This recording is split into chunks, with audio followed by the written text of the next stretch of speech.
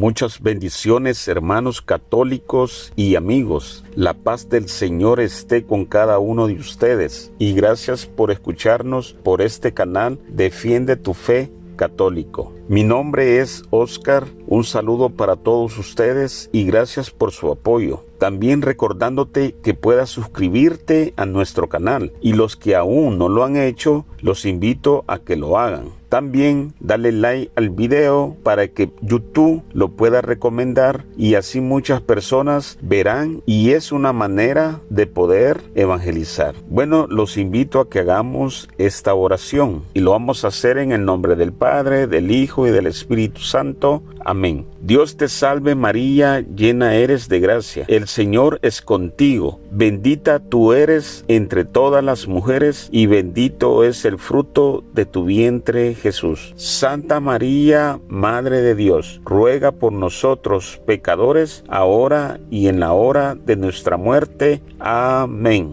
Bueno, hermanos, estamos con otro tema más. Ante la noticia del rescripto del Papa Francisco y la efervescencia que esto ha traído en relación a su motu propio, llamado Tradiciones Custodes, vamos a dedicar esta charla a considerar tres aspectos.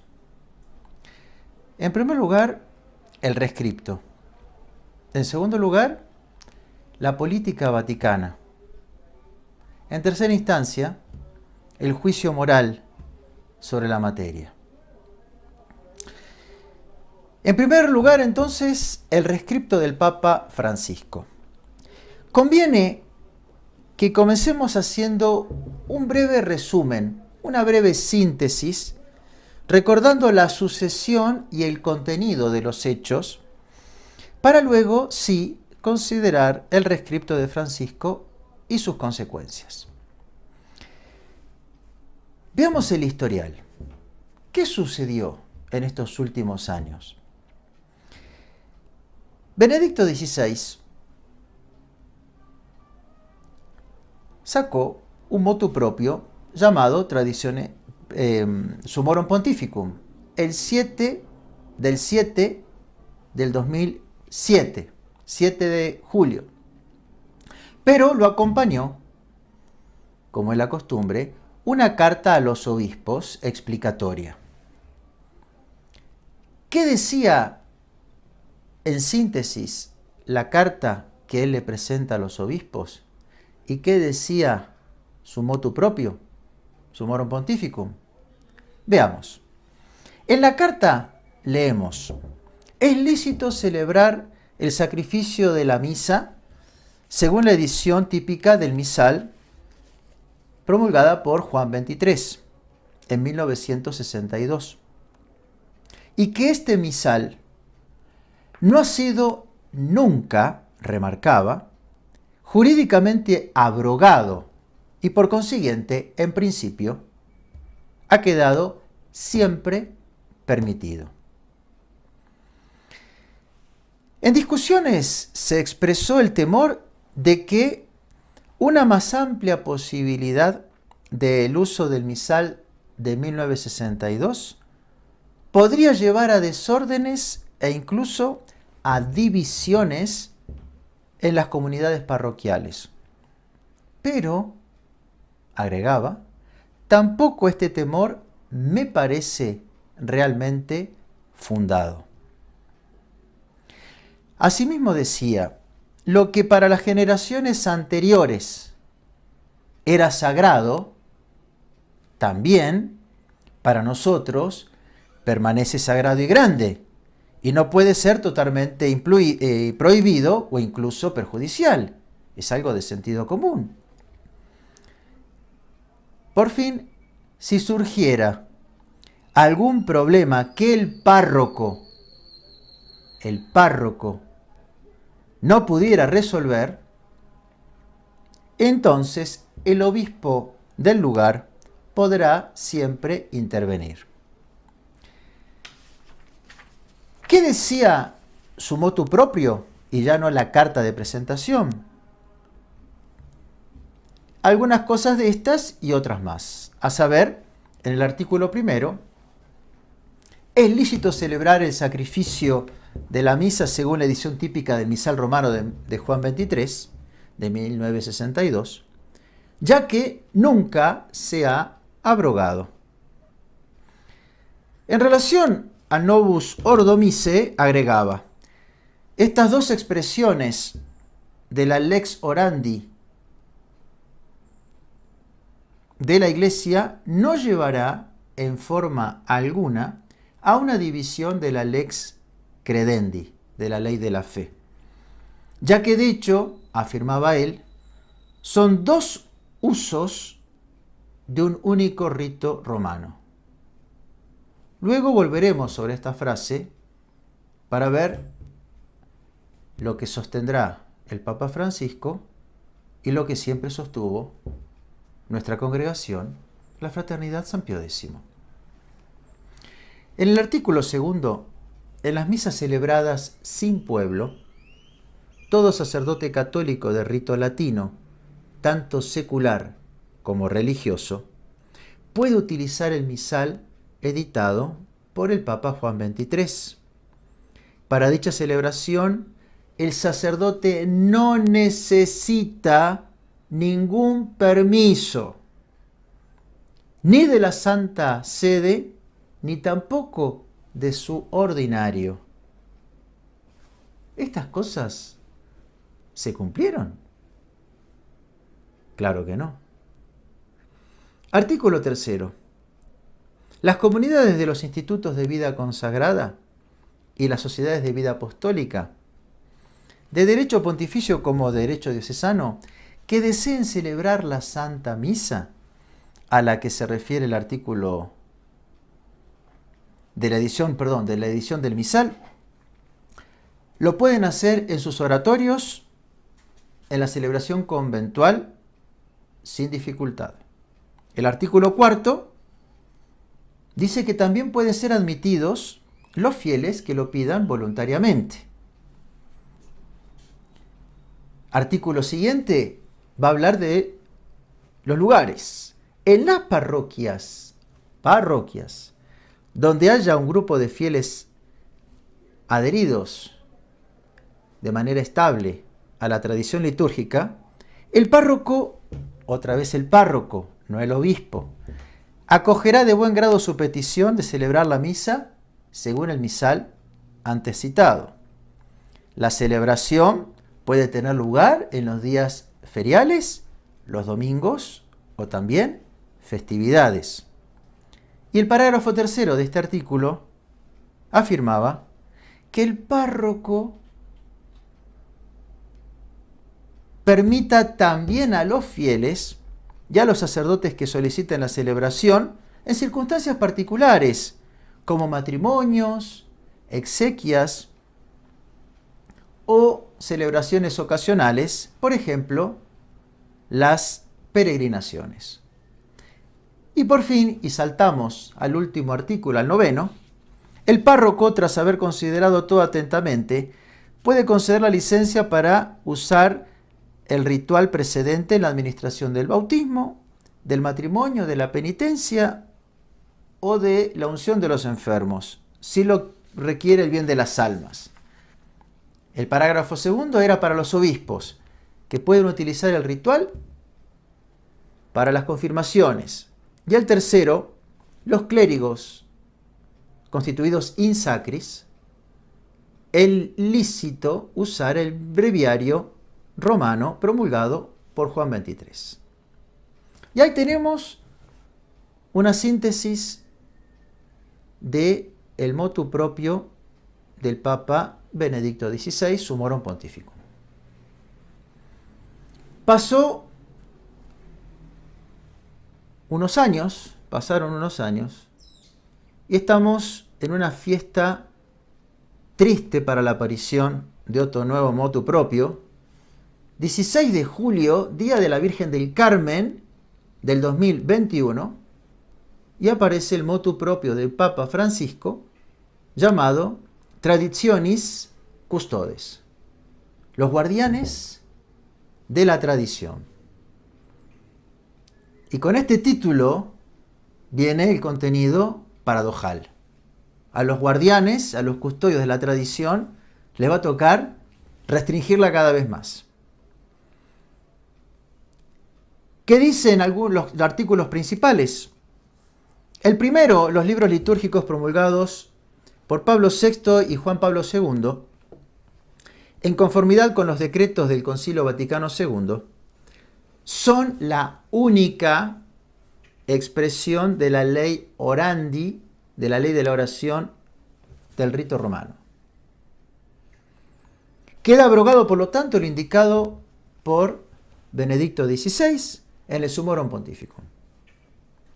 El artículo segundo le corresponde ya no más al párroco, al obispo diocesano, regular las celebraciones en su diócesis.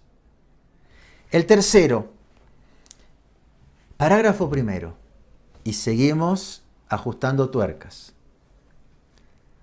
Debe determinar que estos grupos no vayan a negar ni la validez ni la legitimidad de la reforma litúrgica, dictada por el Concilio Vaticano II y el magisterio de los sumos pontífices. El parágrafo segundo debe designar uno o más lugares para la celebración eucarística, pero que no sea las iglesias parroquiales y sin tampoco la erección de nuevas parroquias personales.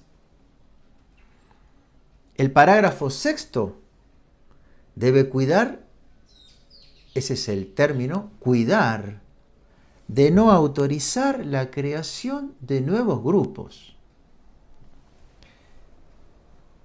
Parágrafo cuarto. Artículo cuarto, perdón.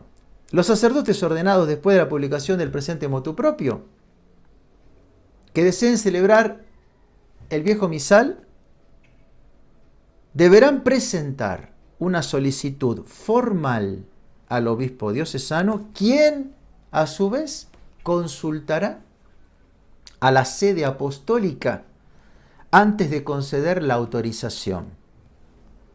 Seguimos cerrando filas. El artículo quinto, los que ya celebraban deben renovar la autorización con el obispo diocesano. Y en el artículo octavo, último que citamos, quedan abrogadas entonces las normas, instrucciones, permisos y costumbres anteriores que no se ajusten a las disposiciones del presente motu propio.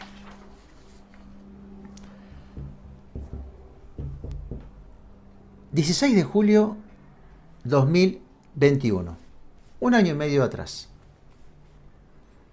En este periodo surgieron algunas dudas de interpretación. Surgieron las dubias que fueron mandadas a Roma. Por lo cual va a venir el rescripto del Papa Francisco del 20 de febrero de este año, 2023. Ante todo, aclaremos lo que significa este término jurídico. El rescripto es una decisión, sea del Papa, sea de un emperador, sea de cualquier soberano, para resolver una cuestión o responder a una petición. Es decir, se viene a zanjar una duda mediante la autoridad competente. En materia eclesiástica se lo llama rescripto pontificio. Este fue entregado al cardenal Roche, prefecto para el dicasterio del culto divino y la disciplina de los sacramentos. El sucesor de aquel cardenal que recordarán, el cardenal Sara. Durante una audiencia con el Papa, el 20 de febrero pasado, en respuesta entonces a estas dudas del motu propio del Papa Francisco. El rescripto, ¿qué va a hacer? Va a venir a confirmar, a zanjar, que la concesión de dos dispensas siguen especialmente reservadas a la sede apostólica, a saber, la primera, el uso de una iglesia parroquial o la erección de una parroquia personal para la celebración de la Eucaristía, según el viejo misal, y la segunda, la concesión del permiso a los sacerdotes ordenados después del motu propio del Papa Francisco, quedan reservadas a la sede apostólica. Es decir, que estos permisos solo, exclusivamente, se podrán conceder por el dicasterio romano. Esto plantea, más allá de un asombro, plantea un problema en el orden práctico, como fue denunciado también en los medios, a saber, que si los obispos de todo el mundo, pensemos, los obispos de todo el mundo solicitan permiso para todas las celebraciones de la misa según el misal del 62, que tienen lugar en las iglesias parroquiales de sus diócesis, el dicasterio romano se va a ver abrumado de pedidos, por lo tanto plantea una cuestión de viabilidad del desempeño de su función. Es evidente. Por otro lado, sorpresivamente, los obispos quedan disminuidos, atados en el ejercicio de sus facultades en sus propias diócesis, cuando justamente Roma no tiene otra praxis actual que la de descentralizar, confiándole cada vez más poder a las conferencias episcopales, lo cual no cabe duda que es para menoscabo evidente y exclusivamente de los obispos conservadores. Así lo aclara el mismo rescripto cuando hace referencia al canon 87, parágrafo 1, que establece que los obispos pueden levantar las obligaciones de derecho universal por el bien de sus almas en sus propias diócesis, pero en este caso no, porque ya quedó reservada a la sede apostólica. A semejanza, diríamos, de ciertas penas de excomunión que quedan reservadas a la prima sede. Ahora bien, cabe la pregunta, ¿por qué? ¿Qué hay detrás de todo esto que Roma quiera acaparar a capa y espada estas concesiones? ¿Qué gravedad? ¿Qué problema hay detrás de estas celebraciones? Antes de responder a esta encrucijada, que será el tercer bloque de la charla, vamos al segundo punto. Demos una mirada actual a la política vaticana. La Iglesia se presenta muy abierta, tanto en el orden natural como en el espiritual, a tal punto que el término sinodal, léase pronta a dar oídos, pronta para poder secundar las necesidades, pareciera ser su mapa de ruta con el que se viene a identificar. Por otro lado, Francisco va llevando a la Iglesia Católica hacia un encuadramiento en los parámetros del orden mundial. Creo que no cabe duda. Para lograr este viraje, como en toda revolución, hay que hacer reinar primero el desorden, para luego, en su segunda fase y como consecuencia, la división. Primero se genera un caos, luego una división. Este es un punto clave en todo proceso revolucionario. Nada nuevo por otro lado. Ahora bien, esta revolución que va a pasos agigantados en esta última década se manifiesta claramente por una crisis múltiple y no en un aspecto o en un punto determinado. Una crisis, en primer lugar, doctrinal. Una crisis de fe. Hoy pululan las herejías por doquier, las nuevas ideas, las nuevas enseñanzas. Hoy se ha perdido un norte doctrinal, una doctrina sólida. Así pues, escuchamos cómo el Papa encuentra en el heresiarca Lutero a un hombre de profunda espiritualidad. Se elogia la teología, entre comillas, de rodillas del cardenal Walter Kasper, alemán, de doctrina heterodoxa. Hoy cada sacerdote predica lo que piensa. Ya no se cree más, en rasgos generales, en la presencia real, sustancial y no meramente espiritual de nuestro Señor Jesucristo en la Santísima Eucaristía.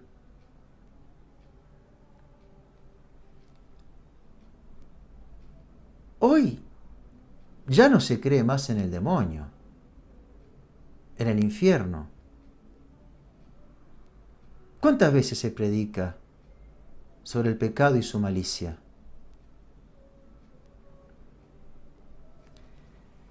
La Virgen María ya parece no ser más la corredentora. Así lo afirmó el Papa Francisco 2 años consecutivos con motivo de la fiesta de Nuestra Señora de Guadalupe. Sino ella, que nunca quiso usurparle, dice él, nada a nuestro Señor, es una humilde discípula. Y todo parece valer, sí, todo parece valer en esta iglesia pluralista. Hay una crisis moral. Hoy reina el subjetivismo, el relativismo, el ayornamiento a las exigencias del mundo moderno y el ser políticamente correctos. Así pues, el desorden es abarcativo, tanto en las cosas de orden natural como en aquellas de orden sobrenatural. Miremos nuevamente las enseñanzas papales.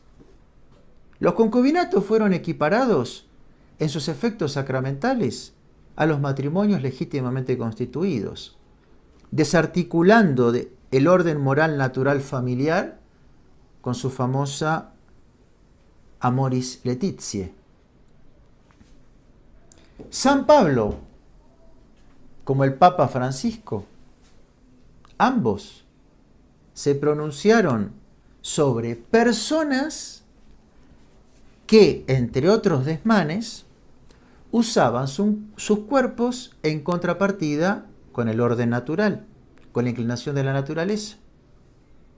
El primero, el apóstol, escribe en la primera carta a los Corintios, por inspiración divina, claro está, que estos quedan excluidos, quedan privados del cielo.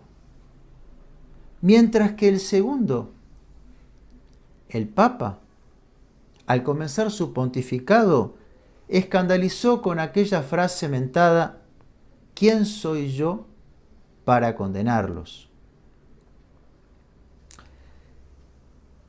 La crisis es también disciplinar.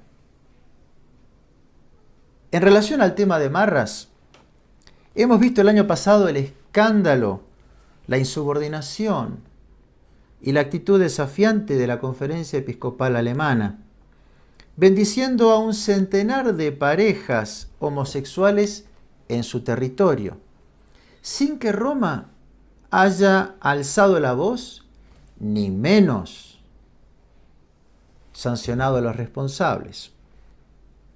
Días pasados concluyó el sínodo alemán y una nueva aberración fue su conclusión, a saber, bendecir las parejas homosexuales, bendecir las parejas de los concubinos, aceptar a los homosexuales y a los transexuales en los seminarios,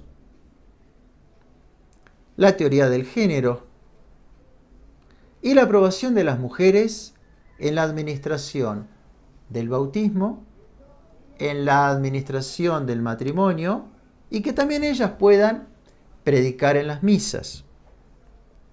La Santa Sede se recluye nuevamente en el silencio o, peor, en su tácita aprobación. Roma tiende a la descentralización y a dejar todas las cosas en manos de las conferencias episcopales, potenciando así la confrontación de actitudes, sin que haya un eje regulador. Claro está, salvo ¿para quién? Para los que deseen la celebración de la misa tridentina. Si vemos la crisis expansiva de la Iglesia, la crisis apostólica, no es sino fruto del ecumenismo actual. Luego del Concilio Vaticano II, claramente con Juan Pablo II, aparecieron con el encuentro de Asís los aberrantes actos ecuménicos, poniendo a nuestro Señor en el mismo plano de igualdad con las falsas religiones, esperando alcanzar, tanto como se mentaba en la época, la paz mundial. Así continuaron sus sucesores, pero Francisco fue por más. Fue por la Pachamama y la inclusión idolátrica de su imagen en una iglesia de la Ciudad Santa. Actualmente, el sueño ecuménico gira en torno a una quimera de la casa abrámica, deseando la unidad entre los católicos, los musulmanes y los judíos, alegando tener a Abraham como padre común, pero olvidándose de aquella sentencia de nuestro Señor penosamente tan antiecuménica que leemos en San Juan en el capítulo 8. Vosotros decís que tenéis a Abraham por padre, pero el vuestro es el demonio. ¿O será que nuestro Señor fue demasiado duro?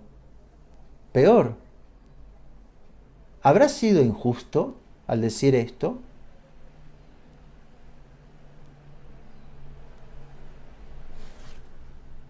¿Qué decir? Francisco se ha mostrado enérgico en afirmar que el proselitismo, léase, este esfuerzo por convertir al otro, ese celo apostólico, ese espíritu misionero, va en contra del ecumenismo y queda completamente vedado. Solo el diálogo debe animar este movimiento.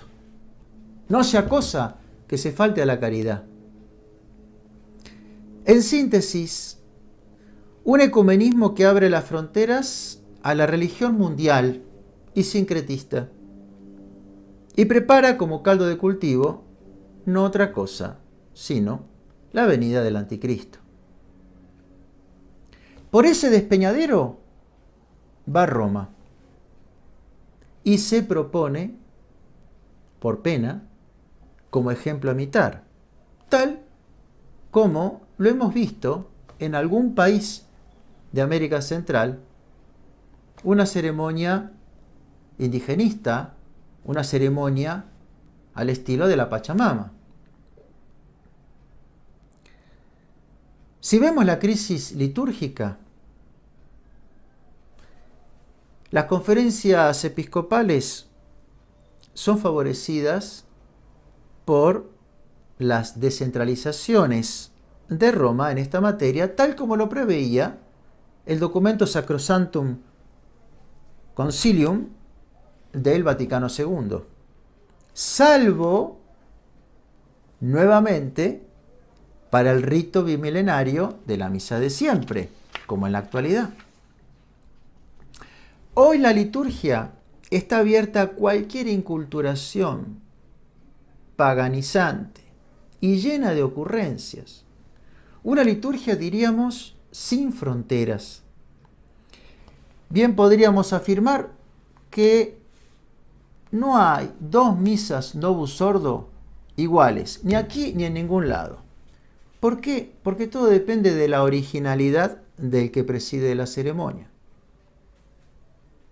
Nuevamente, miremos las inculturaciones aquí en Centroamérica. Tiempo atrás se celebró en uno de estos países el año chino. ¿Y cuál fue la mejor ocurrencia, la mejor idea, la mejor inculturación? Colocar a ambos lados del altar unas muñecas, el dragón chino. Y todo vale, y todo va, y todo puede ser. Y así va esta liturgia inculturándose, salvo poder rezar la misa tradicional. Asimismo, podríamos ver cómo el rumbo de la Iglesia va en una metamorfosis a transformarse en una inmensa ONG humanitaria, naturalista. Y así vemos temas que la preocupan sobremanera, ecológicos, temas sanitarios, temas de orden sociales. En los temas ecológicos, la Iglesia está en la vanguardia por cuidar el planeta, la naturaleza, inclusive hasta el consumo de las carnes, como se ha escuchado del mismo Romano Pontífice, esa preocupación. De una manera semejante, como bregan todos los panteístas, deseando una vida feliz en un planeta mejor. Las cuestiones sanitarias, todos recordaremos cómo la Iglesia se encuadró en las coordenadas mundialistas bajo la égida de la OSM. Y así pues, Roma fue la primera de imponer el pase sanitario para poder ingresar en ella, en la vacunación famosa contra el COVID. Las cuestiones sociales, pues, es clara la preocupación que se escucha en la Iglesia de los inmigrantes, de los pobres, de las cuestiones raciales que vienen como a enmarcar este ámbito humanista. Y así se nos presenta la política actual vaticana. Ahora sí, no obstante esta apertura sin límites, que se va granjeando el aplauso del mundo entero, ha generado, en consecuencia, la fase 2 en la revolución, una división intestina, una división entre cardenales, una división entre obispos, una división entre sacerdotes, una división de la jerarquía, pero también un desconcierto entre la feligresía, un desmoronamiento de los cimientos de nuestra iglesia y un inaudito cerramiento, oscuramiento, ofuscamiento, cuando no querer negar de su pasado, de la tradición, particularmente del rito multisecular. ¿Por qué? Nuevamente, aquella pregunta que hacíamos al iniciar esta charla. ¿Qué hay en este rito que genere un efecto contrario y que el querer rezar la misa de San Pío V, la misa de siempre, sea hoy reservado a la Santa Sede, su concesión? La respuesta no es difícil de encontrar. Sobre todo, claro, para quienes conocen la misa tradicional.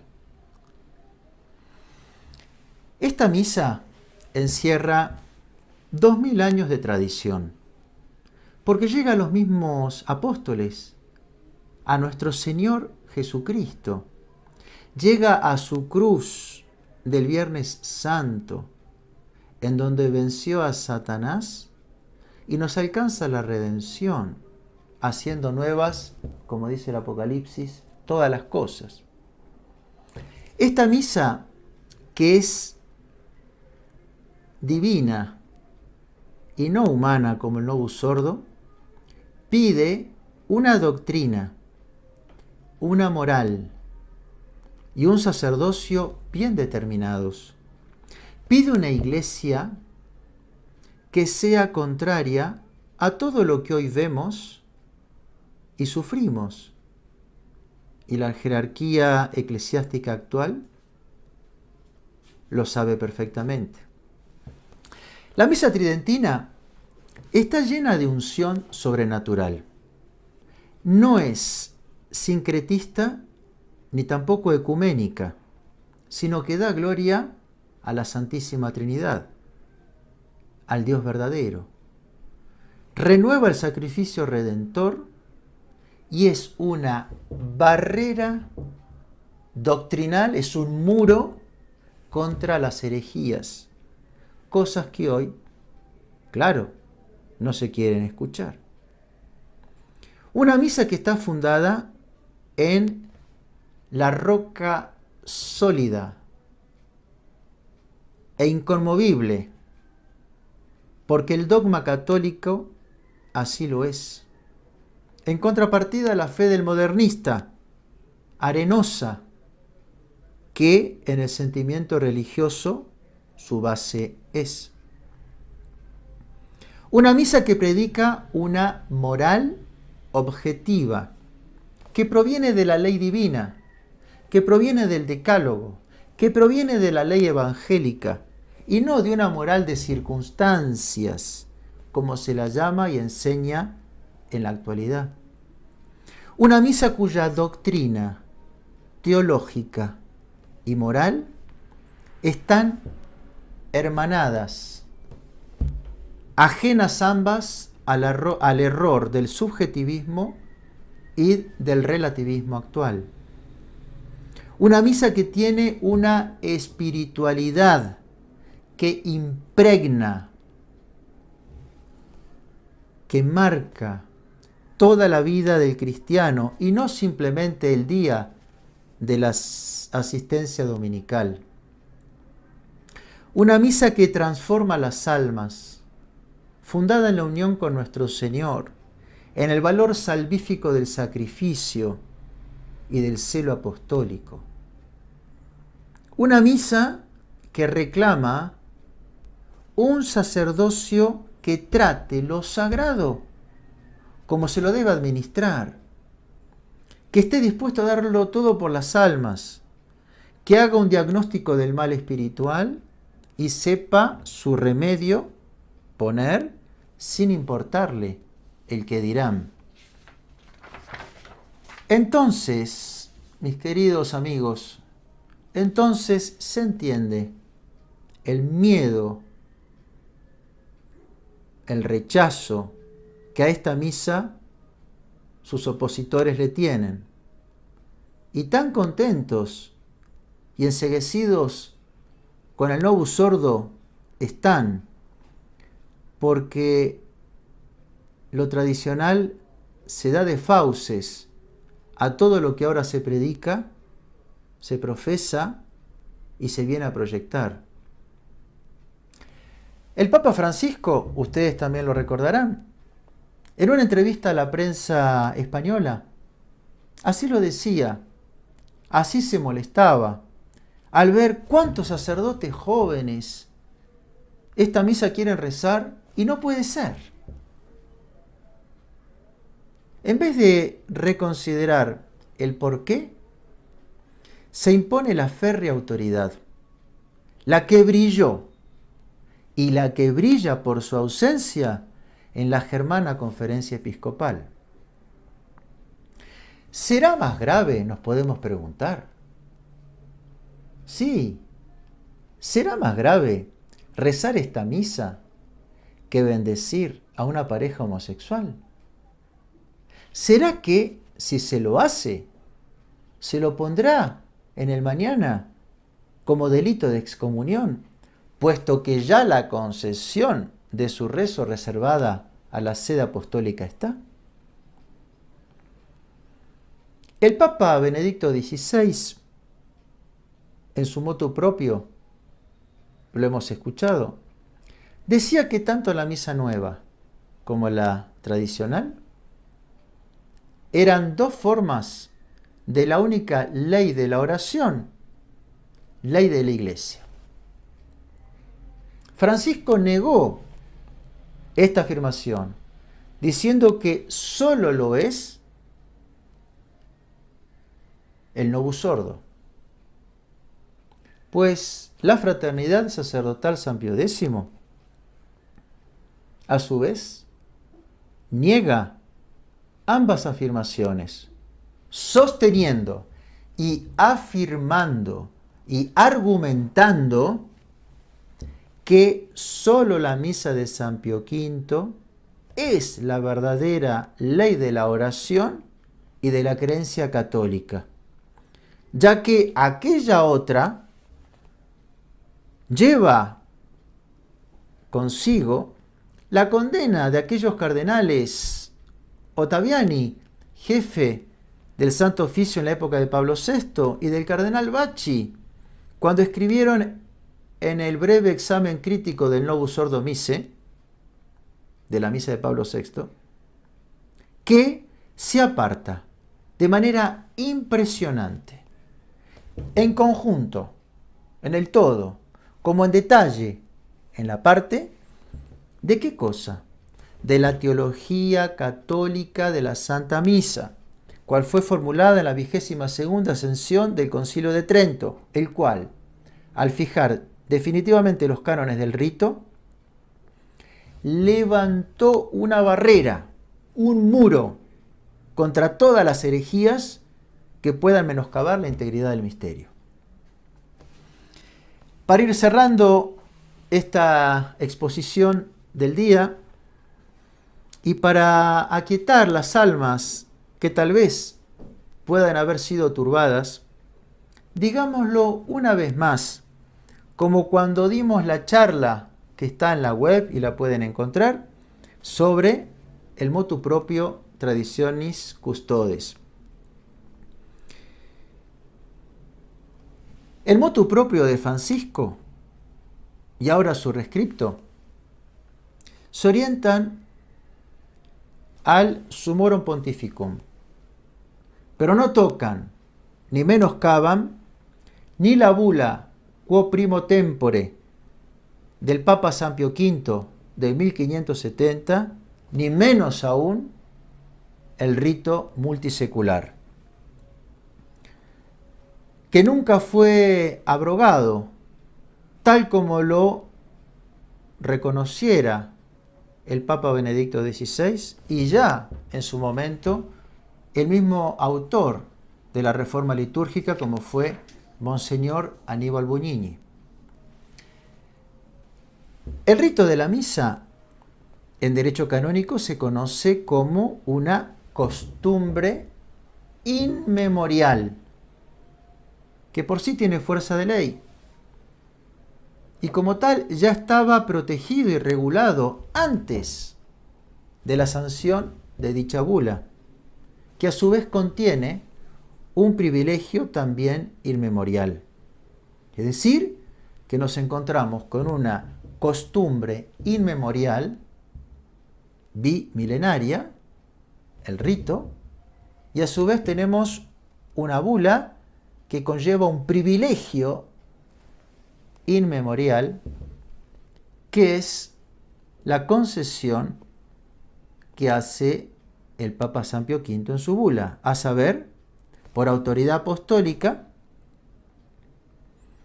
y a tenor de la presente, damos concesión e indulto, también a perpetuidad, de que en el futuro sigan por completo este misal y de que puedan con validez usarlo libre y lícitamente en todas las iglesias, sin ningún escrúpulo de conciencia, es decir, fuero interno, y sin incurrir en castigos, condenas ni en censuras de ninguna especie, es decir, fuero externo.